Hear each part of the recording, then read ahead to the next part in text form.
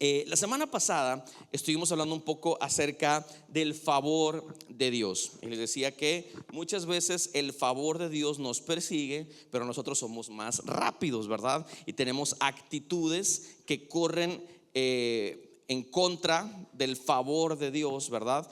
Y me encantaría que hoy, siguiendo un poquito esta línea, platicáramos también algo respecto a poder desarrollar una relación más profunda con Dios. Y me gustaría que fuéramos a Colosenses. ¿Hay alguien listo para la palabra de Dios? Muy bien, vamos a Colosenses capítulo 1 y verso 18. De verdad estoy muy entusiasmado con lo que voy a compartirte hoy, así que espero que hoy también esto que te voy a compartir pueda ser de bendición y edificación para tu vida. Mira lo que dice Colosenses capítulo 1 verso 18. Esta carta la escribe el apóstol Pablo al pueblo de los colosenses. Dice: Él es la cabeza del cuerpo, que es la iglesia. Él es el principio, el primogénito de entre los muertos, para tener la preeminencia en todo, porque al Padre le agradó que en él habitara toda plenitud, y por medio de él reconciliar consigo todas las cosas, tanto las que están en la tierra como las que están en los cielos, haciendo paz mediante la sangre de su cruz. Así como estás, te voy a pedir que cierres sus ojos unos segundos para orar al Señor y pedirle que nos ayude a concentrarlos con los que hoy nos va a hablar Él. Padre, gracias Jesús por tu misericordia, por tu infinito amor. Gracias, Padre, por lo que estás haciendo en nuestras vidas, en nuestra casa, Dios, en nuestra iglesia. Señor bendito, te pedimos que tu palabra haga estragos en nosotros, bendito Dios. Señor, te lo pedimos, Padre Santo, porque queremos que esta semilla que será sembrada en nosotros pueda echar fruto a la brevedad, y no queremos que ningún espino, ninguna ave se la coma, Padre Santo, sino que pueda florecer a la brevedad. Todo esto te lo pedimos en el nombre que es sobre todo nombre, el nombre de Jesucristo, y juntos decimos amén. Muy bien. Como iglesia es importante que entendamos que la cabeza que dirige todo lo que hacemos, las cosas que operamos, es Cristo. Y esto es lo que comienza diciendo Pablo a los colosenses. Dice Él, y cuando habla de Él se refiere a Jesucristo. Dice Él es la cabeza del cuerpo, que es la iglesia. Él es el principio, Él es lo más importante. Todo lo que Jesús decreta para su iglesia, eso es lo que eventualmente termina sucediendo. Entonces el trabajo de Jesús, y eso es lo que está explicando el apóstol Pablo acá, el trabajo de Jesús es conciliar las cosas que suceden en el cielo con aquellas que suceden en la tierra. Como todos sabemos, nosotros como seres humanos estamos apartados totalmente de la perfección y la naturaleza de Cristo. Por eso es súper importante que Jesús esté en medio de nosotros como ese mediador perfecto, para que toda la santidad y la plenitud y todo aquello que se orquesta en los cielos pueda conciliarse con aquellas cosas que están en la tierra. Y hoy quiero hablarte acerca de cómo reconciliarse con Dios. Cómo reconciliarse con Dios. Y este mensaje va dirigido probablemente para alguna persona que ha tenido un acercamiento con Dios. Puede ser profundo o a lo mejor puede ser bastante superficial, pero ha tenido un pequeño acercamiento con Dios y de repente como que algo quebró la relación y hoy se siente un poco distante de Dios. Pero también algunas personas que piensan que están súper conectados con Dios y probablemente hay aspectos en su vida que puedan reflejar que necesita haber una reconciliación, probablemente desde otro frente. Y de eso es de lo que quiero hablar en esta tarde. No sé si te ha pasado a mí, pero particularmente como líder desde hace muchos años, pero también como pastor, me ha tocado provocar conversaciones incómodas después de haber tenido una desavenencia con alguien. O sea, a veces me toca tener fricciones con alguien en el ministerio, o me toca tener fricciones con alguien en mi trabajo o en cualquier lugar. Y esta incomodidad de convivir con alguien que tienes, con el que tienes que convivir, la verdad que es bastante compleja, es bastante complicado. Y la verdad, soy una persona, desde siempre he sido así. Los que me conocen un poquito más de cerca, sobre todo mi staff, sabrá que me cuesta mucho tener conversaciones incómodas. Pero la verdad es que de pronto o las tengo que provocar, o a veces la gente de mi equipo, la gente de mi staff me levanta la mano y me dice: pastor, tengo que hablar contigo, y ya sé más o menos qué es lo que quieres, ¿verdad? Pues vamos, sentémonos, platiquemos. Pero ¿sabes qué sucede? Que cuando tengo conversaciones incómodas para ponerme a cuentas con alguien de mi staff, jamás he terminado arrepintiéndome, de verdad. Jamás he dicho: ¿por qué tuve esta conversación? Al contrario, siempre a través de estas conversaciones que suelen al principio ser incómodas, me gusta porque siempre llegamos como a acuerdos que nos ayudan a estar en paz el uno con el otro. Y justo de eso se trata la reconciliación. La reconciliación tiene que ver con estar en paz. La paz es un aspecto que hoy suele ser muy escasa en nuestra sociedad. La paz son aspectos que es un aspecto que suele estar bastante es un modelo muy soñador tener paz, ¿no? Porque hoy vivimos en un mundo súper agresivo. Vivimos en un mundo en el que todo es rapaz, ¿no? Y vivimos como en la ley de la jungla. Siempre gana el más fuerte. Entonces nunca se procura la paz. Pero los hijos de Dios, tú y yo, aquellos que somos parte de la iglesia de Cristo, nuestra prioridad principal es que busquemos estar en paz con todos. ¿Alguien dice amén? O sea, es complicado, yo lo sé, ¿verdad? Porque, como te decía hace unos minutos, tenemos fricciones, ¿verdad? Porque la gente piensa distinto a nosotros, porque la gente nos ve operar en algunas cosas y otras personas dicen: yo lo haría de esta manera. Es complicado estar en paz. Mira, el Señor anhelaba que su pueblo escogido Israel, tuviera paz con Él.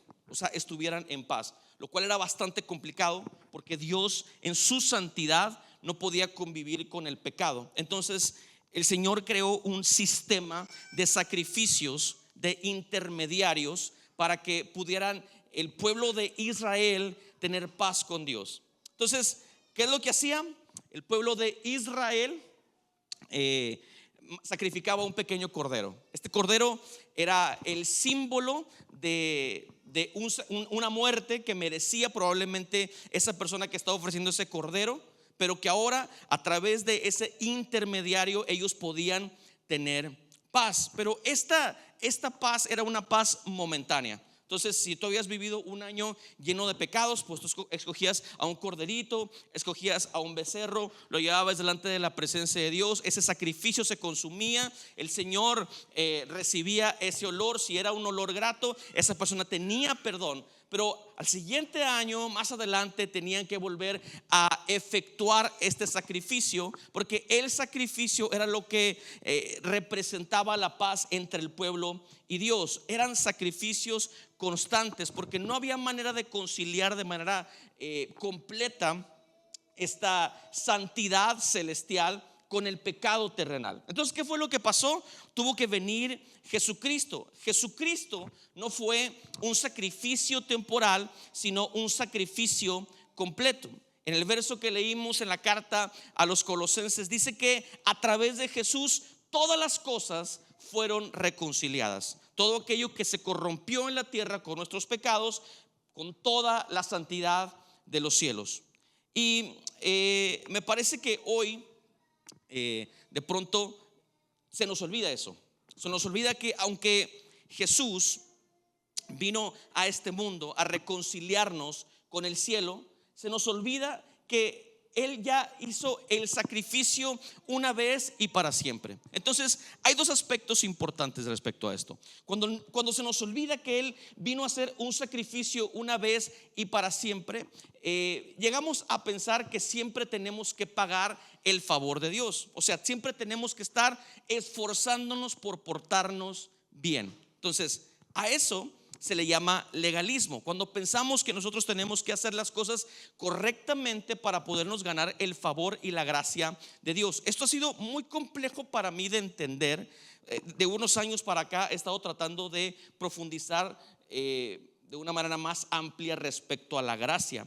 Y es complejo entenderlo porque hay dos formas de verlo, como te decía. O sea, como que como ser humanos no podemos tener un balance correcto en nuestra vida, ¿no? O sea, nos cuesta un poco esto. O nos volvemos 100% legalistas o nos cargamos completamente hacia la anarquía, ¿no? O sea, no es como un lugar correcto en el que Dios quiere que vivamos este balance perfecto de la gracia. Entonces, ¿qué es lo que sucede? Cuando descubrimos la gracia, nosotros pensamos, ok, Dios pagó por todos mis pecados. Ahora, no importa lo que haga, no importa que me siga portando mal, Él, como es bueno, como es santo, como es poderoso, pues Él siempre me va a perdonar, porque esto fue lo que hizo Jesús en la cruz. Y tenemos que tener muchísimo cuidado con eso, porque de esa manera no funciona la gracia. La gracia es transformadora. ¿Alguien dice amén a eso? O sea, cuando nos encontramos con la gracia nos impacta, la gracia cambia nuestros afectos. Y una persona que operaba ciertas cosas de una manera, con un corazón corrupto, con un corazón pervertido, de pronto es impactado por la gracia, por el perdón de Dios, y trata de ponerse al nivel de esa gracia, nunca de pagar, nunca intentar. Mire, yo se los he dicho antes, tengo como un tema con la frase de ponerme a cuentas con Dios. ¿Alguien ha escuchado esa frase? Y yo la escucho un montón. Y personas cercanas me dicen, tengo que ponerme a cuentas con Dios. Y he escuchado a muchas personas, tienes que ponerte a cuentas con Dios. Me llama la atención porque esta frase de ponerme a cuentas con Dios es algo que aparece continuamente en el Antiguo Testamento.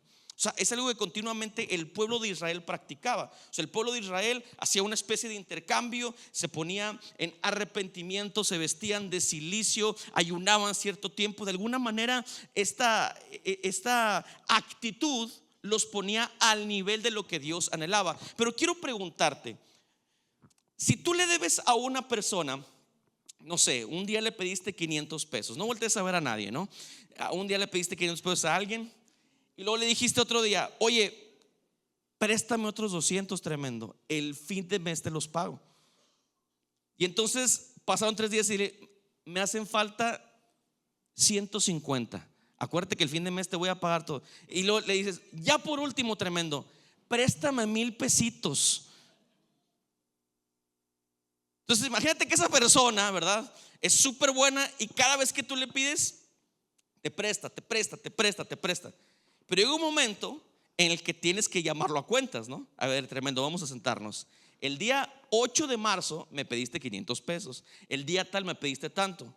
Ya estamos a fin de mes, hay que pagar. Entonces tú sacas tu quincenita y le dices 500 más 100 más 150 más 50 más los últimos 1000 que te pedí. Estamos a cuentas, ¿cierto? Perfecto, estamos a cuentas. Pero esto no lo podemos llevar con Dios. Cuando nosotros nos sentimos que estamos perseguidos por nuestra conciencia, nosotros no podemos ir delante de Dios, hincarnos, pedir perdón y decir, listo, estoy a cuentas. Nuestras acciones no nos ponen a cuentas con Dios. Las cuentas las pagó Jesucristo en la cruz del Calvario. Toda la ira de Dios cayó sobre Jesús en la cruz, y ese día Jesús se puso a cuentas con Dios por nosotros. Jesús pagó nuestra cuenta en la cruz del Calvario. Nosotros, desde que creímos en Jesús, estamos a cuentas con Dios. Somos justificados de manera inmerecida por gracia. ¿Alguien dice amén a eso?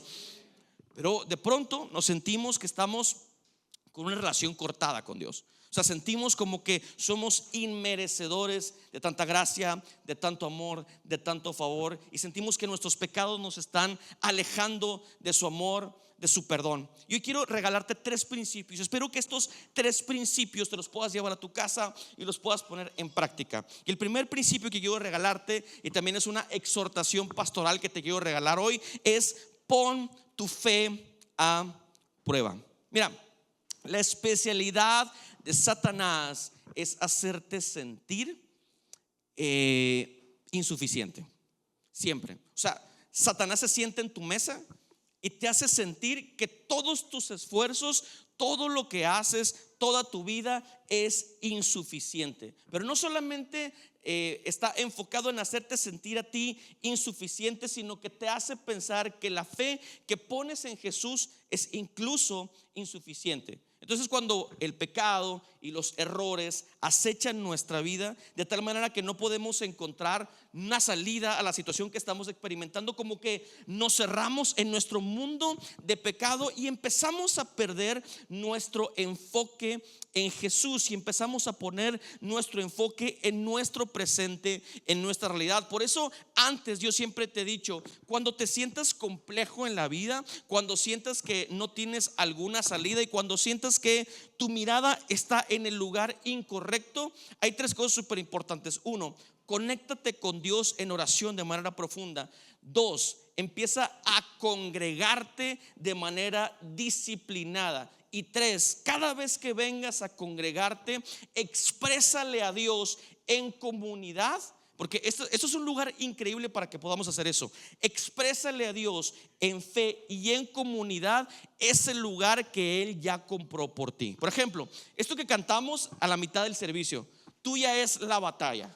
Esto es muy poderoso. Es una expresión gloriosa de lo que Dios ya hizo por nosotros. Y probablemente podamos tener un enfoque incorrecto, pero cuando venimos aquí y adoramos en comunidad y vemos a todos que levantan sus manos y que dicen: Señor, tuya es la batalla porque tú me diste la victoria, nuestro corazón se posiciona en ese lugar que probablemente no estamos. Y entonces probablemente estamos siendo perseguidos por el pecado y por la oscuridad que nos acecha constantemente. Pero cuando tomamos la decisión de disciplinadamente adorar a Dios, exaltar su nombre, nuestro corazón se posiciona en ese lugar en el que todavía no está. Estamos empezando a dar pasos de fe, que justo eso es la fe. Fe es no solamente es sentir que las cosas van a pasar. Fe es tomar acciones en nuestro presente para eventualmente cosechar las victorias que Dios ya compró por nosotros. Miren lo que dice el apóstol Pablo en la segunda carta a los Corintios. Dice: en Cristo Dios estaba reconciliando al mundo consigo mismo sin tomarles en cuenta sus pecados. ¿Alguien glorifica a Dios por esto? O sea, es importante que revisemos el hecho de que Jesús fue suficiente, que el sacrificio de Jesús no tiene que volver a ser. O sea, Jesús derramó hasta la última gota de su sangre para reconciliarnos con el cielo. O sea, no seremos salvos por nuestras obras, seremos salvos porque Él así lo compró para nosotros. Pero tenemos que aprender a reconciliarnos con esa idea a través de poner nuestra fe en Jesús. Por ejemplo, hay un texto que muchas veces ha causado controversia y es un texto bastante sencillo que probablemente te lo sabes, y si no te lo sabes te lo platico. Mira, Hechos capítulo 16 verso 31 dice: cree en el Señor Jesús, así tú y tu familia serán salvos. Mira, cuando personas escuchan este texto, y mira, nos ha tocado discipular a personas que vienen solos, sin su familia. O sea, que ellos dicen: vengo yo solo a la iglesia, quiero empezar este proceso yo. Personalmente he tomado esa decisión de empezar este proceso de discipulado, pero interiormente, o sea, el deseo de su corazón, lo que arde dentro de ellos es que su familia se acerque a Dios. O sea, y me encanta esto. ¿Sabes por qué? Tienes un peso espiritual por la gente que amas. Me fascina esta parte. Me fascina que vengas a Dios y que digas: esto que yo he conocido, me gustaría que mis hijos lo experimentaran. Me encantaría que esto que yo he recibido de parte de Dios, esto también lo pueda ver mi esposo, mi esposa. Entonces de pronto se encuentran con textos como estos: cree en el Señor Jesús, así tú y tu familia serán salvos. Pero entonces creen en el Señor Jesús y entonces las cosas no suceden. Y empieza a pasar un año. Y entonces preguntan: oye, es que estoy creyendo en Jesús y no está viniendo mi esposa. Oye, estoy creyendo en Jesús y no ha venido mi hijo. Oye, es que estoy creyendo en Jesús y las cosas no están cambiando en mi familia, sino que cada vez van peor y peor y peor.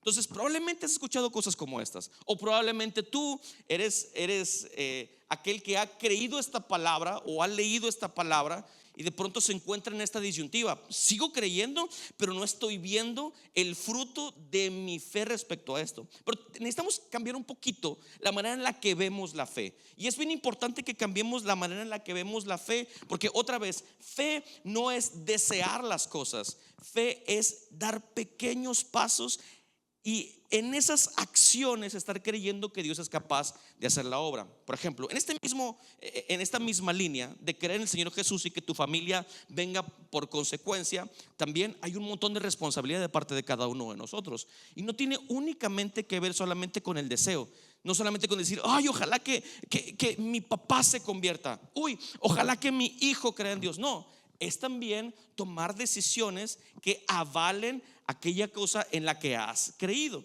O sea, por ejemplo, si tú como esposo eres cristiano y estás viniendo acá y quisieras que tu esposa creyera en Jesús, no basta únicamente con invitarla a la iglesia, tiene que cambiar tu relación con ella. ¿Alguien me sigue? Ningún hombre dijo amén, nomás como 3 mujeres. Si quieres que Jesús toque la vida de tu esposa, en definitiva, tienes que ser el reflejo de Jesús para ella. Tienes que ser más romántico con ella, tienes que ser más caballeroso con ella. Tu relación tiene que cambiar por completo. De repente tienes que llegarle con un regalito: mira, mi amor, lo que te traje. ¿Vamos a la iglesia o qué? Pero sí tiene que cambiar por completo. A veces, oye, tengo problemas con mi hijo adolescente, pero el problema es que estamos provocando a ira a los hijos, ¿verdad? Y provocando a ira y provocando a ira. Y entonces ellos dicen: no, ese no es mi Dios, esa no es mi iglesia, esa es la iglesia de mis papás, esa es la iglesia de mis abuelos, yo no me siento conectado con ellos. Entonces, tener fe no solamente es desearlo, tener fe no solamente es un deseo estático, es un impulso que te lleva a tomar decisiones importantes. Y para poder tener fe, son 3 aspectos bien cortitos. El primero es el conocimiento, el segundo es la convicción y el tercero es la confianza. De esa manera se ve la fe. El conocimiento viene a través del oír. Tú vienes a la palabra, recibes esa palabra y esa palabra se anida en tu corazón. De alguna manera esa palabra empieza a hacer una obra en ti, en tu vida. La lees y esa palabra que estás leyendo eventualmente tiene un efecto, porque la palabra de Dios es transformadora y es viva. Alguien dice amén. Entonces tú lees la palabra y empiezas a llenarte de ese conocimiento, pero el conocimiento sin práctica se vuelve simplemente en eso, en conocimiento vacío. Para que el conocimiento se convierta en fe, tienes que tener convicción que tenga acciones. El Espíritu Santo nos da convicción de que hay pecado en nosotros, y ese pecado del que ya nos dimos cuenta nos hace ir al arrepentimiento y cambiar por completo la manera en la que estábamos viviendo. El Espíritu Santo nos empieza a persuadir. Entonces es conocimiento, recibo el conocimiento, hago que ese conocimiento se convierta en una convicción, llevándolo a la práctica, y confianza. Eventualmente Dios lo va a hacer. Si ya recibí el conocimiento y si ya estoy haciendo cosas en convicción, lo único que me resta es creer que Dios va a hacer su parte. Alguien dice amén. Entonces pones a prueba tu fe. Estás siendo caballeroso, estás leyendo la Biblia, estás tratando bien a tus hijos, te estás portando con el carácter y la naturaleza de Cristo en tu familia. Créelo que Dios hará la obra completa en ellos. Lo hemos visto. Hemos visto cómo la fe empieza a operar en la vida de las familias. Hemos visto cómo Dios empieza a operar en la vida de la gente que se congrega de manera disciplinada. Hemos visto cómo una persona que cree de manera profunda y se deja ir en su fe empieza a cosechar aquello que ha sembrado en fe. Segundo principio es, en definitiva, para poder desarrollar una reconciliación con Dios, o creer que Él ya nos reconcilió, es vencer la culpa. Y bien fácil, la culpa se vence con la confesión. Desde que empezamos con mira, no sé si lo has notado, pero en la habitación como que nos llenamos de un tiempo para acá de matrimonios jóvenes. O sea, como que muchos llegaron solteros, pero se empezaron a casar así, uno tras otro y tras otro. Y yo glorifiqué a Dios, ¿no? Yo bendecido. Desde que empezamos a casar, empezamos a establecer un formato de prácticas prematrimoniales que están bastante bien, ¿verdad? Y le digo que están bastante bien porque nosotros, mi esposa y yo las damos, no por eso, sino porque cuando las damos, recibimos también de parte de Dios ahí. O sea, estamos ahí, también nos damos cuenta y estas prácticas que tenemos nos llevan a la reflexión, y hay cosas que nosotros también como matrimonio empezamos a trabajar bien bonito, ¿no? Pero una de las cosas que hablamos en las pláticas prematrimoniales es que por ejemplo, hay un ejercicio que hablamos, o un tema que hablamos acerca de las finanzas, y hablamos que mentir respecto a las finanzas se convierte en una infidelidad, porque el esconder tu dinero a la persona que amas, pues en definitiva, o sea, hay algo detrás, ¿no? Y eso, si no se trabaja, si no se dice, si no se platica, pues termina convirtiéndose en una situación más compleja. Y yo les platico mi testimonio. Yo les digo a ellos, miren, una vez yo fui a Liverpool y me compré un iPad, que están viendo aquí, y no le había dicho a mi esposa. Y yo agarré el iPad, fui por él, ¿verdad? Porque ya sabes que lo pides en la aplicación, lo vas por él, lo recoges. Y lo guardé en la de los calcetines, así, hasta adentro. Ni lo había abierto y sentí una culpa así en el corazón porque no le había dicho a mi esposa. Y quería tener esa conversación con ella, pero no se daba según yo, ¿verdad? Si dormimos todas las noches juntos, ¿cómo no se va a dar? No quería que se diera, más bien. Hasta que un día ya no soporté más la culpa y le dije, amor, tengo que platicarte algo. Hice una compra a escondidas de ti. Platicamos, se rió y ya empezamos a conversar, todo bien, y me sentí muy bien. El siguiente domingo prediqué con mi iPad nuevo. Sí, ya no, y ahorita no está aquí sentada por eso. La culpa no solamente es una sensación. La culpa no solamente es un sentimiento interior, sino que es un estado. Hay personas que de manera constante viven en culpa. Hay personas que de manera continua sienten que están perseguidos y sienten culpables por cosas que han hecho en el pasado. Hay personas que se sienten culpables porque piensan que Jesús nunca los va a poder perdonar. Y entonces, cuando dudamos del perdón de Jesús, estamos dudando de su poder transformador. El problema no es que hayamos cometido un pecado. El problema es, bueno, obviamente es un problema, no me lo malentiendas. Hay problema con pecar. La cuestión es que aunque pecamos, a veces sentimos que el pecado como que nos paralizó. O sea, como que sentimos, ya pequé, ya viví esta situación, y entonces en lugar de confesarla, tratamos de maniobrar con ese pecado.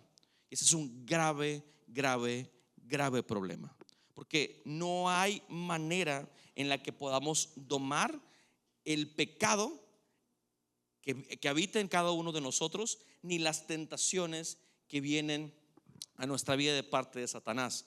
Tenemos que tener muchísimo cuidado con jugar pensando que puedo controlar esta situación, y la controlo y no pasa nada y no hay ningún problema. Tal vez hoy caí, y entonces en nuestras propias fuerzas empezamos a combatir estos pecados y esta situación que llevamos en nuestro interior. Esto lo que va a ocasionar a nuestra vida es vivir en culpa y vivir en culpa y vivir en culpa, porque sabes una cosa, en el pecado el que la lleva de perder es el ser humano. Siempre cuando se trata de pecado, el que la lleva de perder todo el tiempo es el ser humano. Y muchos luchan con esta culpa de haber cometido un grave error. Pero ¿sabes qué es lo que avergüenza a Satanás?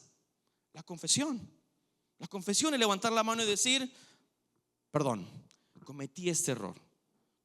Porque cuando tú confiesas un pecado que llevas en tu interior, en definitiva le quitas las armas a Satanás para seguir condenándote. Muchos somos sido perdonados por Dios, pero vivimos atrapados en la culpa.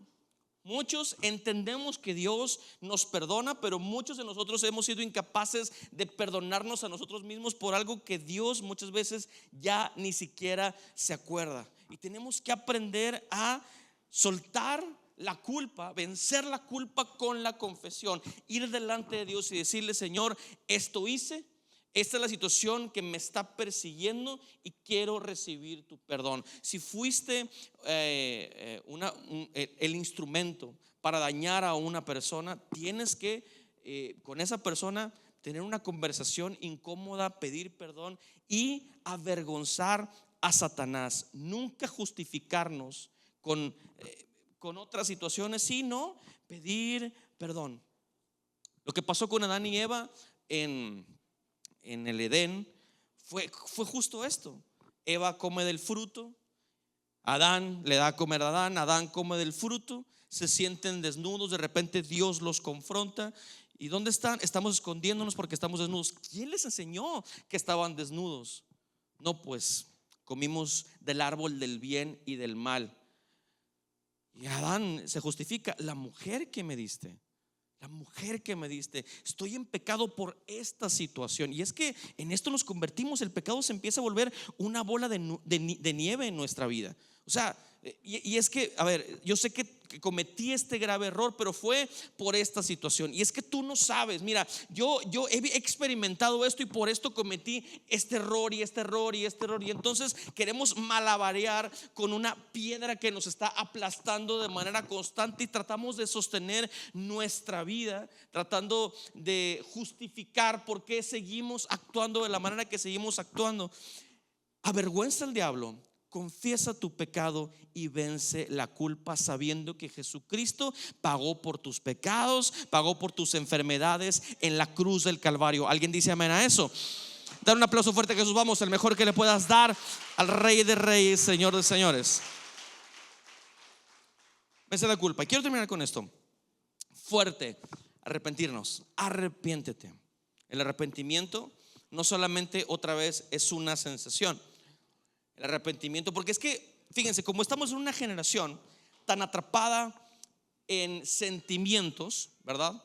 Estamos siendo una generación tan atrapada y tan dirigida por aquello que siente nuestro corazón. De pronto pensamos que arrepentimiento tiene que ver únicamente con una sensación, y personas no hacen absolutamente nada si no lo sienten. Y tenemos que tener mucho cuidado con eso, porque los sentimientos con Dios no tienen absolutamente nada que ver. Como te decía hace unos minutos, todo lo que tiene que ver con Dios es a través de convicción. Entonces, si tú ya te diste cuenta que hay algo que está rompiendo la relación profunda que deberías tener con Dios, lo primero que tienes que hacer es poner la fe en que Dios está haciendo la obra. Lo segundo es vencer la culpa, porque Él ya pagó por ti todos los pecados a través de la confesión.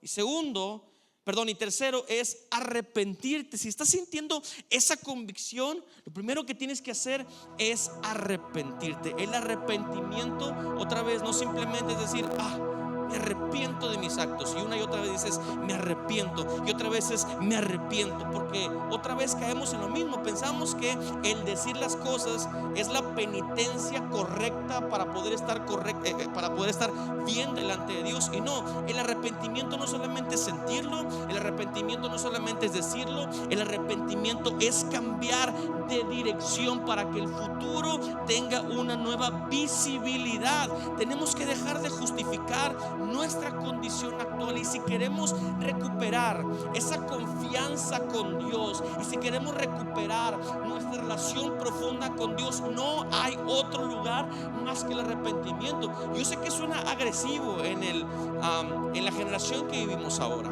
Sé que suena agresivo decir arrepiéntete y cambia el lugar en el que estás, porque hoy como que esta ambigüedad de lo bueno y lo malo nos hace pensar que no importa la decisión que tomes hoy, eso está bien porque esa es tu verdad. Y esa es una terrible mentira de Satanás. En el reino de los cielos hay personas enfermas de pecado. Esa es una total realidad. O sea, en el reino de los cielos trabajamos con personas que han sido redimidos, pero han sido es a través de Cristo Jesús. Cristo Jesús tuvo que venir al mundo a pagar por nuestros pecados para que haya reconciliación entre lo sagrado de los cielos y lo inmundo de la tierra. Este es el trabajo de Cristo. Él se puso en la brecha por cada uno de nosotros.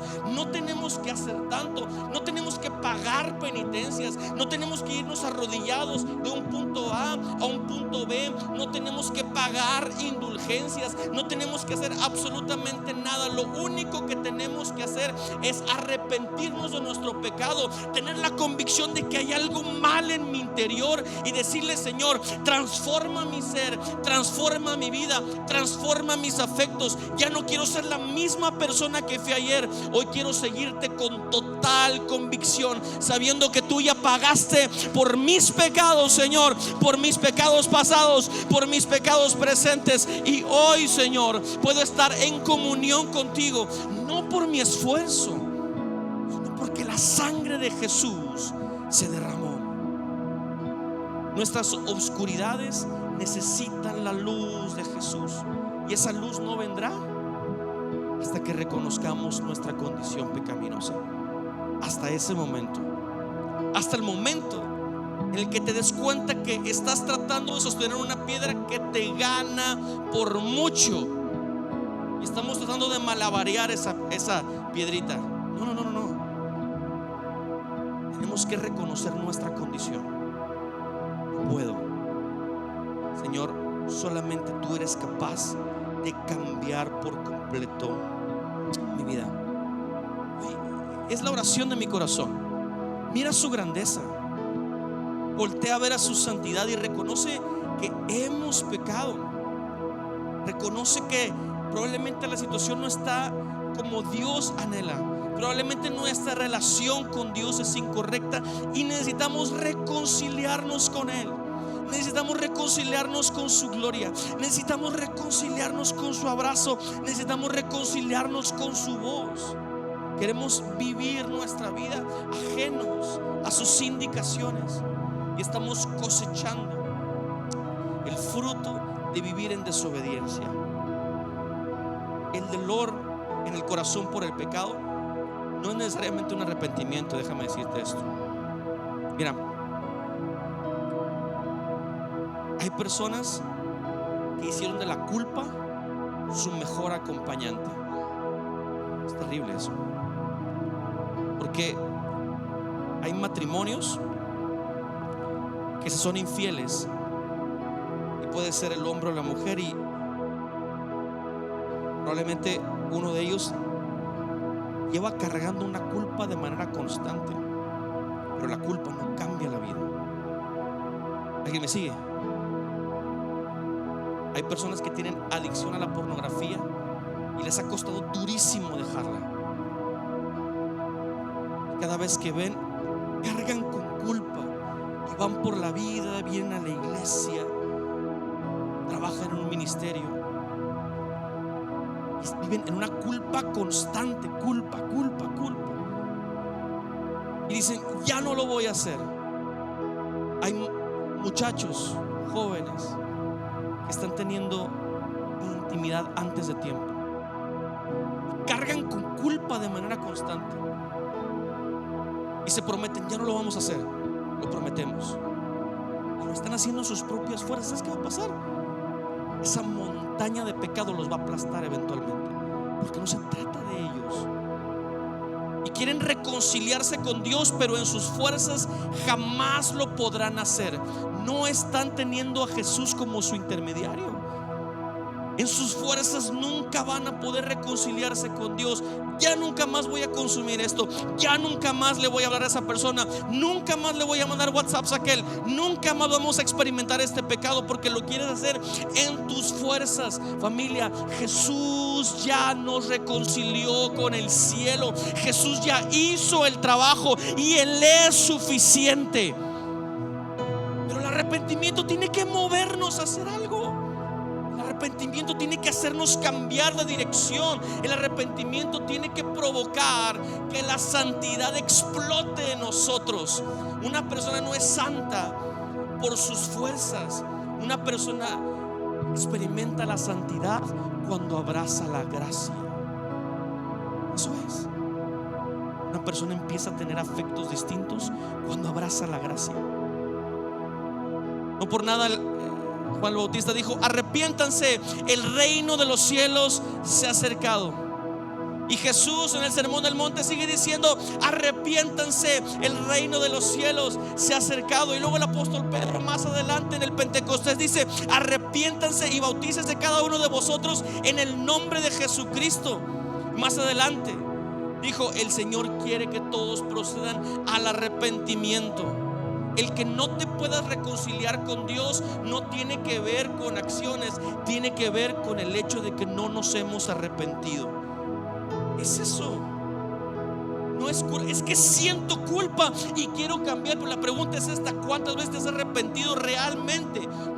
No por sentimientos. El arrepentimiento tiene que hacer estragos en tu vida, tiene que romperte por completo y tomar decisiones reales. Señor, sin ti no puedo, ayúdame, no puedo cargar. Levanta tu mano y di: estoy batallando con esto. Estos son mis pecados. Esto es lo que he estado viviendo a escondidas. Este es el demonio con el que he estado luchando en la oscuridad de mi habitación. Avergüenza a Satanás, déjalo sin herramientas para seguirte atormentando en culpa, y arrepiéntete para que Él haga la obra en tu vida, en tu familia, con tus hijos. Levántate, por favor, ponte de pie. Perdóname, ponte de pie, discúlpame. Charles Spurgeon dijo: usted puede quedarse con visiones, éxtasis, arrebato, pero el único sentimiento que yo deseo tener es un profundo arrepentimiento y una fe humilde. Luego levanta sus manos al cielo y le dices: Padre Santo, dame la fuerza para tener esa conversación incómoda contigo, con las personas que están a mi alrededor. Dame la fuerza, la fortaleza, Dios, para experimentar tu victoria, Dios. Si estás cansado de pelear en tus fuerzas, levanta tus manos lo más alto que puedas al cielo y dile: Señor, ayúdame a vivir no en mis fuerzas, sino en las fuerzas de Jesucristo de Nazaret, del Dios encarnado, aquel que derramó su sangre, el sacrificio perfecto, ese sacrificio que fue una vez y para siempre. Si estás batallando en obscuridad, levanta tus manos al cielo y dile: Señor, hoy quiero experimentar tu gracia, hoy quiero experimentar tu favor. Señor, hoy, Padre Santo, se caen las cadenas, hoy se pudren los yugos en el nombre de Jesucristo. Señor, tiene que explotar santidad en tu pueblo, en el nombre de Jesús. Vamos.